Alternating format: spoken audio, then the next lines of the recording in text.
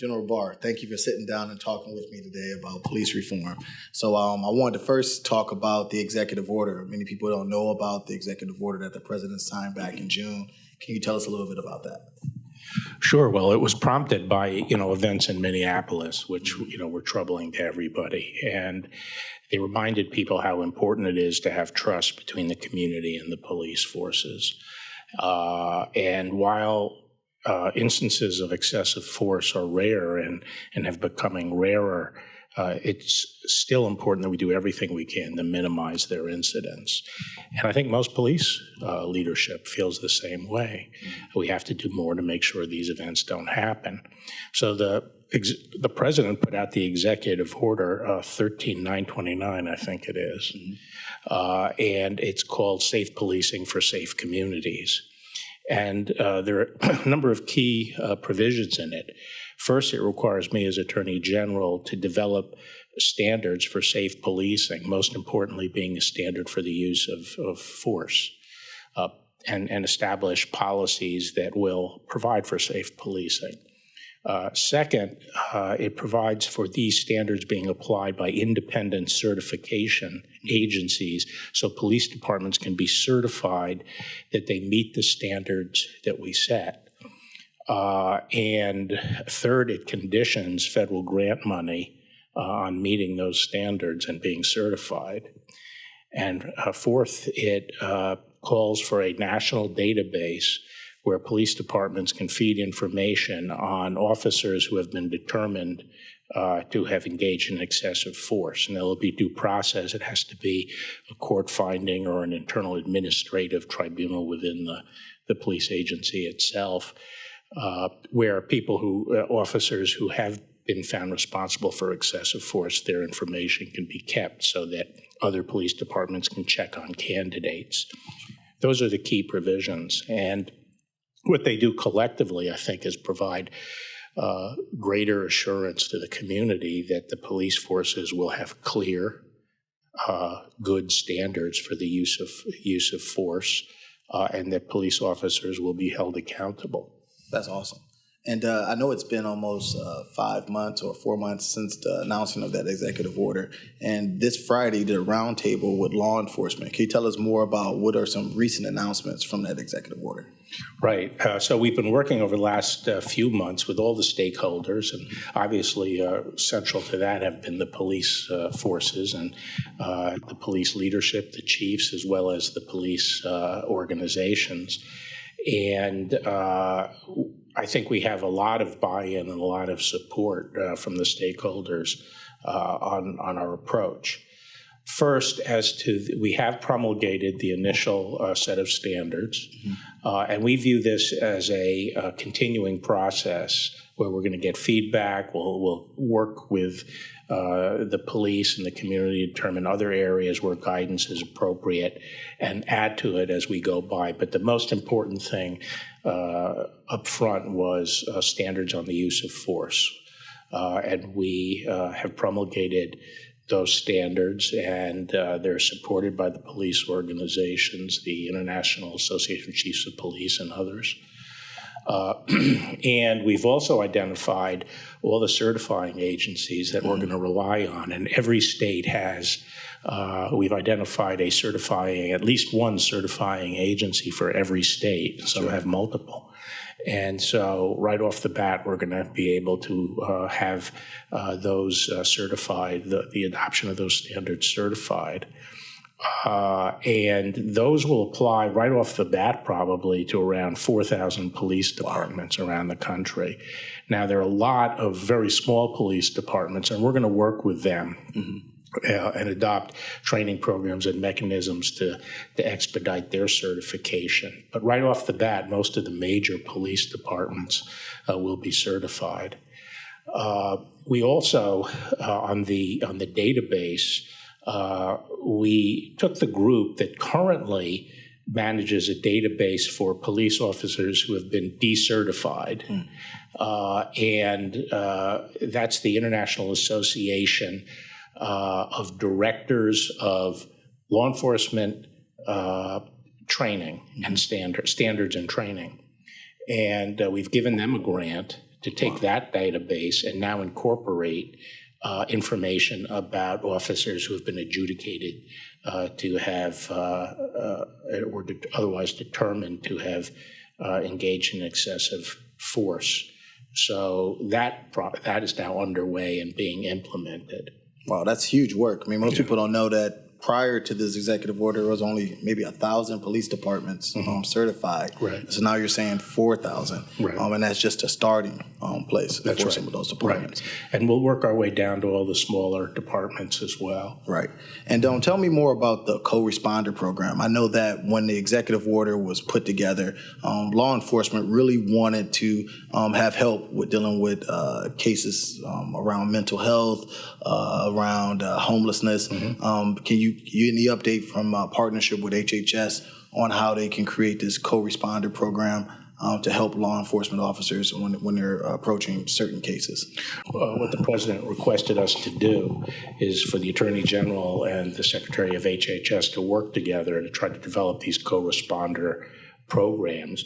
And as you know, the police, even though their primary responsibility is to focus on crime, nowadays they're getting called on to deal with drug addiction and with homelessness and,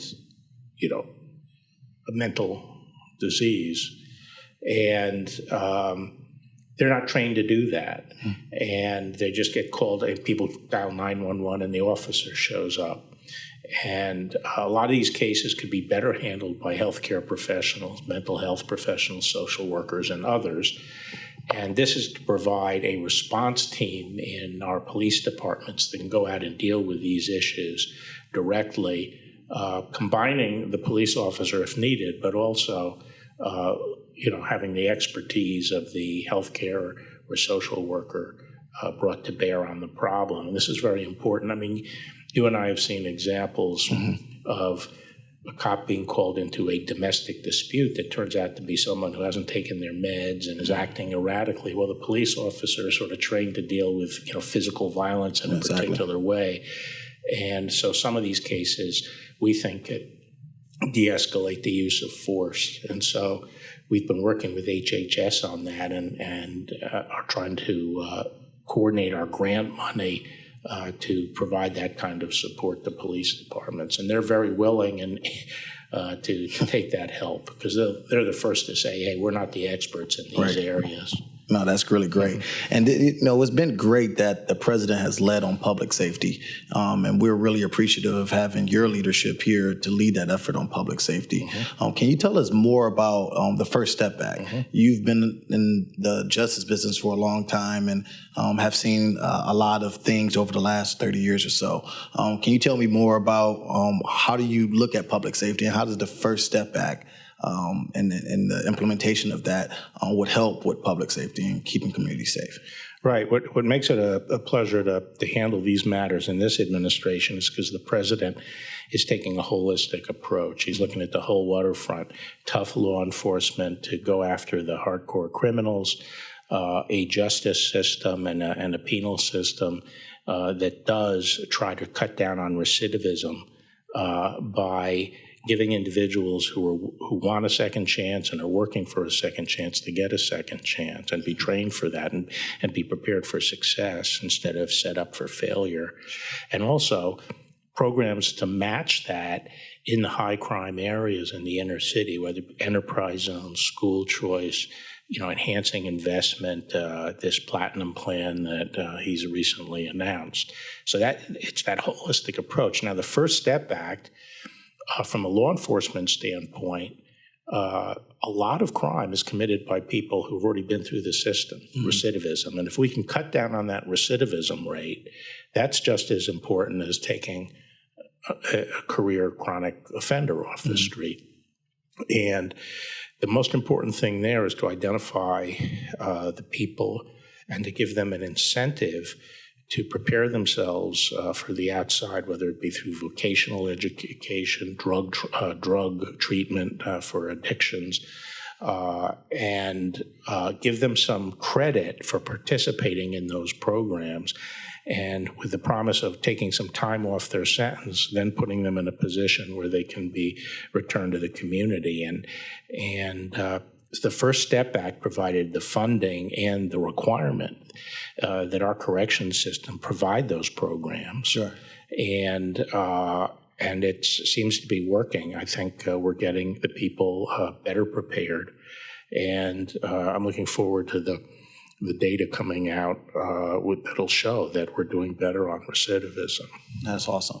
And I know that you recently just did a trip with Dr. Carson to a Second Chance farm in Delaware. Tell us more about that.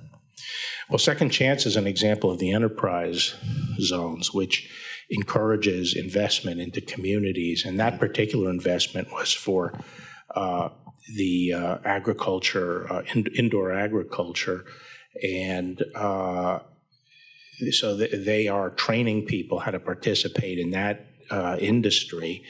And, that gives them a skill and knowledge base that they can go out into this very promising, growing agricultural sector. But what was also interesting about it is it was very, in the same neighborhood, a block down was a charter school. Wow. And in the same building, in fact, the same structure where this agricultural plant was, they found space for an after-school program for young kids that was actually being run by an FBI agent and a group of FBI agents in their time off, and it was an activity for young kids, sort of like police athletic league kind of activity. That's awesome. So you just see how this stuff feeds on each other, and by this holistic approach, it can help neighborhoods keep themselves safe, keep their kids safe, and at the same time provide some economic opportunity and educational opportunity. Well, we're certainly appreciative of your continued leadership. I know a lot of people have been worried about public safety. Are there any closing remarks to assure people that with all of these new tools that you're leading on, that communities are going to be more safer in the future?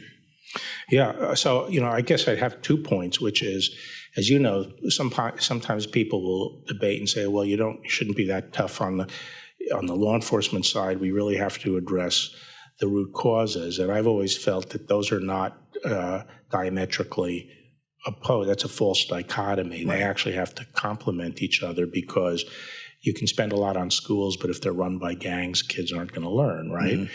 So you need to provide safety. It's an essential foundation. And that's why law enforcement is so important. And from my experience, I haven't been to an inner city neighborhood where the leaders say, we want fewer police. They want more police, if anything. They want respect from the police, and they want to have that relationship with the police. But they don't want to live. I remember one of the community leaders said, we're the ones that live with bars on our windows, and instead of the prison, the bad guys being behind the bars, we're behind the bars. Mm-hmm. And that always stuck with me. So it's important to free these neighborhoods of crime. But by the same token, we can address these other issues, including, trying to rehabilitate prisoners who really, are not your chronic violent offender and who would not pose a threat to the community, and we're trying to provide them those opportunities. I am optimistic that we after the COVID epidemic, we're going to be able to get back onto the trajectory of reducing violent crime and making our communities safer. Amen. Yeah. Well, we really appreciate your leadership and the work that we have ahead. And thank you again for taking this time. And we look forward to following up soon. Well, I appreciate your leadership. Thank you. All right. Thanks so much, AJ. Yep.